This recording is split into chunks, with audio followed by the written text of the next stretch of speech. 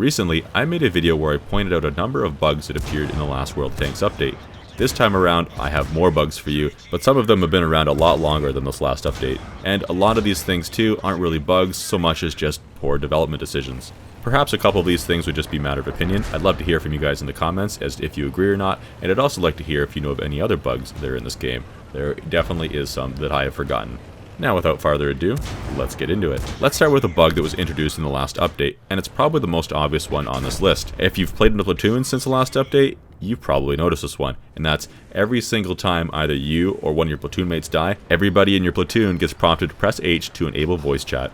Now, for the second item in my list, a lot of you are probably going to think that I'm being very nitpicky, but I think this is a very important piece of information that we no longer have in a battle. And that is, when you hover over your ammunition in a battle, there's two things that are now different. One thing is that your ammunition penetration values are now shown as a range instead of just the average value. Yes, I understand that this is how most ammunition works in the game. It loses penetration over distance, but at least in my brain, this only serves to somehow make the information more vague. And the second thing is that the shell's caliper is no longer shown here either. Maybe for some players it might help as a nice reminder if they want to use the 3 caliper rule.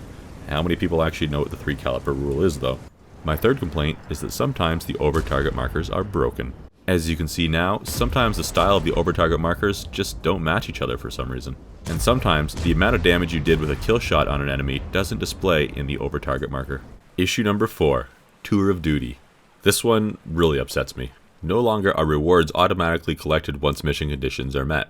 This means that now you find yourself navigating through menus in order to claim your rewards. Personally, I've forgotten to claim these rewards a majority of the times I've played. I'm definitely happy with rewards that individual players can receive through these tour of duty missions. However, when it comes down to earning industrial resource to the clan, it's pretty terrible. Now, it's only possible to earn about 40 some odd % of the amount of industrial resource we earned before. And on top of that, you only get the industrial resource if you remember to claim your rewards, which I know for a fact that most people in my clan do not remember to do that. And since my clan isn't super duper active, that probably means that we're going to run out of industrial resource and therefore the ability to use boosters by the end of the year.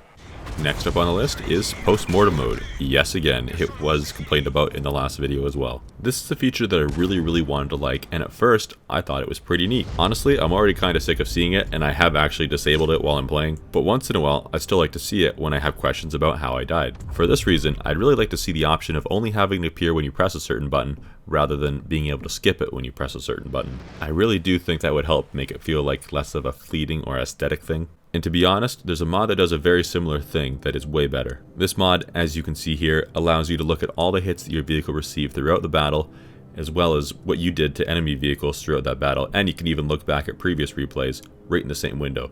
It's super neat. This mod is called Battle Hits, and I get it from Aslan's mod pack. I personally think it's a really good mod, and I recommend it. And now, for the last thing that I want to complain about today. This clip was sent to me by one of my clanmates. He noticed that while playing the Tier 9 STRV 1030, that the visual model was broken and the gun was not being held in, what do you want to call that, the gun holder, like it should be. And for reference, here's what it actually should look like. See the difference? Perhaps this is just some sort of desync thing? Has anyone else seen this? Thank you everyone for putting up with my ranting for the last 3.5 minutes. If you know of any other issues, feel free to point them out to me. I have no doubt that there's enough things that we can complain about to make another video. And who knows, maybe we can help bring something to Wargaming's attention, or tell them to get their shiznet together. Have a good one.